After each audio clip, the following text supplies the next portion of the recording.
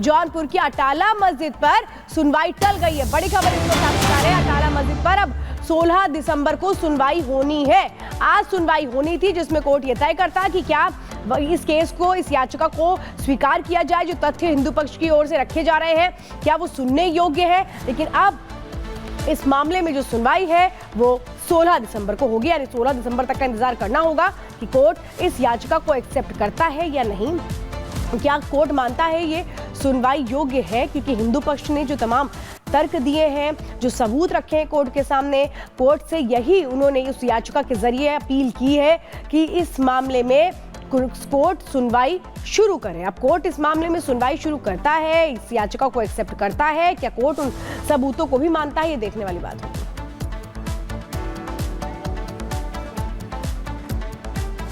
और आगे बढ़ते हुए अब बात करेंगे संसद में आर पार अविश्वास हथियार।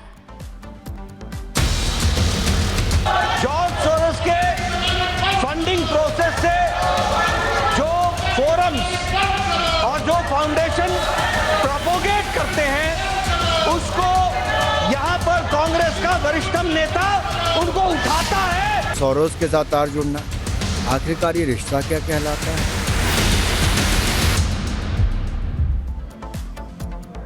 और संसद में शीतकालीन सत्र का 11वां दिन है। लगातार कई मुद्दों पर आर पार संसद में देखने को मिल रही है। सोरोस का मुद्दा लगातार गूंजता हुआ नजर आ रहा है, जिस पर इंडी के पास कोई जवाब ही नहीं है। एक रिपोर्ट आपको दिखाते हैं।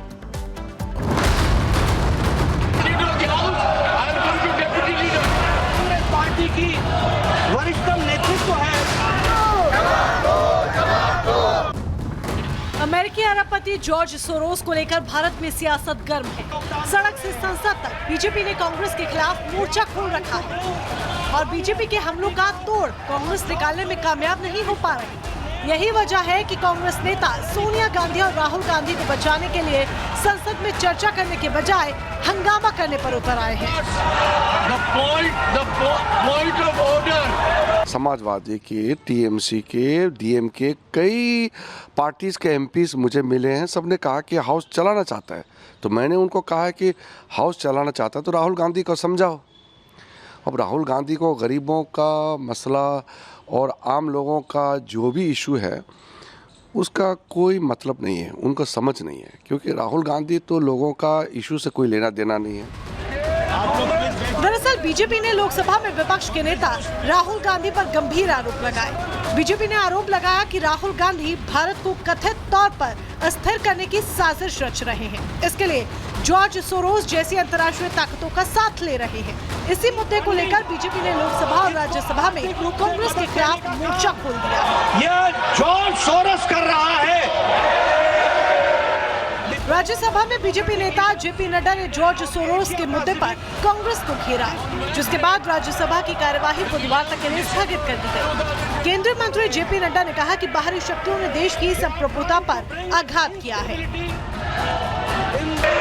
ऐसी संस्थाओं से जुड़ा होना कांग्रेस पार्टी का, ऐसी संस्थाओं के साथ संलिप्त होना कांग्रेस पार्टी का, ऐसी संस्था को कोर्ट चेयर करना कांग्रेस की नेतृत्व के द्वारा, यह बताता है कि यह देश में की आंतरिक सुरक्षा और देश की बाह्य सुरक्षा के लिए बहुत बड़ा खतरा है।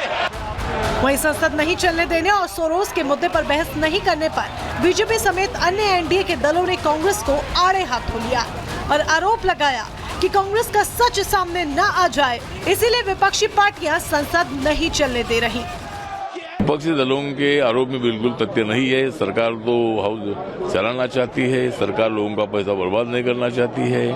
सरकार अपोजिशन का सुझाव लेकर डेवलपमेंट में और भी कोई नई कदम उठाना चाहती है, लेकिन विपक्षी दल रोज हंगामा करके क्वेश्चन और मतलब नहीं होने दे रहा है, बाकी डिस्कशन नहीं हो रहा है। तो इसी तरह का बर्ताव करना ठीक नहीं है। लोकतंत्र को धोखा पैदा करने का हम लोग कर रहे हैं। बहुत पीड़ादायक है, हम इसकी बहुत भर्त्सना करते हैं। पूरा देश संदर्भ की ओर देखता है। हम लोग देश के चुने हुए प्रतिनिधि हैं। संसद देश की सबसे बड़ी पंचायत है। आप सदन को चलने दीजिए, अपनी बात उठाइए, जनता की समस्या को समझिए। लेकिन क्या मतलब है इसका, रोज कुछ ना कुछ, तो ये बहुत पीड़ादायक है, हम इसकी भर्त्सना करते हैं। सोरोस मुद्दे पर कांग्रेस पूरी तरह से बैकफुट पर आ चुकी है। न राहुल गांधी न कांग्रेस पार्टी इस मुद्दे पर अपना बचाव कर पा रही है। यही वजह है कि संसद में चर्चा के बजाय सड़क से संसद तक हंगामा कर रही है। वहीं बीजेपी हर मुद्दे पर कांग्रेस को घेर रही है। Bureau report, Republic Bharat. और अब बात लालू प्रसाद यादव की करेंगे, जिन्होंने नीतीश कुमार को लेकर एक अभद्र बयान दिया है। नैन सेकने जा रहा है। जिस तरह का शब्दों का प्रयोग लालू प्रसाद जी ने किया, संवैधानिक पद पर बैठा व्यक्ति को शोभा नहीं देता।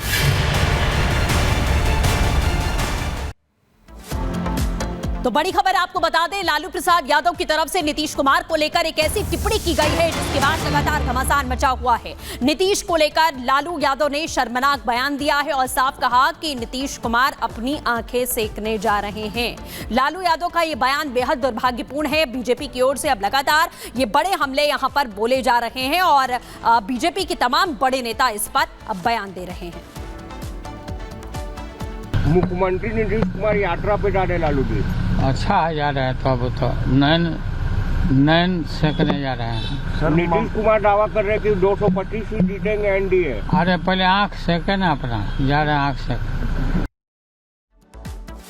देखिए, ये लालू प्रसाद यादव जो जब नीतीश कुमार महिला संवाद कार्यक्रम के जरिए महिलाओं से बातचीत की बात कर रहे हैं, तो यहाँ पर लालू यादव नीतीश कुमार पर तो बयानबाजी कर रहे हैं, लेकिन महिलाओं का भी अपमान कर गए।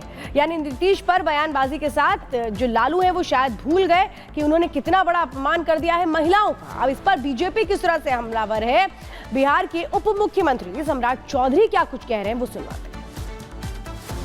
लालू प्रसाद जी का बयान अत्यंत ही दुर्भाग्यपूर्ण है।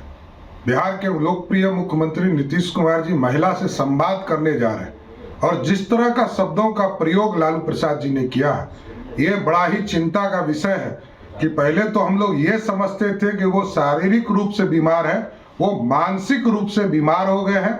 उनको अब कोइलवर में इलाज कराने की आवश्यकता। देखिए, दुखद दुर्भाग्यपूर्ण है, इस तरह का भाषा संवैधानिक पद पर बैठा व्यक्ति को शोभा नहीं देता और नहीं बोलनी चाहिए। ऐसे लोग ही बिहारी को कलंकित और बदनाम किए हैं, बिहार को बदनाम किए हैं। और ऐसे लोग, श्रीमान लालू प्रसाद यादव जी, बिहारी शब्द को आपने गाली बना दिया, हर बिहारी के सम्मान को आपने गिराया है और जाते जाते अपनी आदत से ये बाज नहीं आएंगे। अब कोई भी बिहारी इन पर गौरवान्वित नहीं होता है। ऐसे लोगों से बिहार को मुक्ति चाहिए।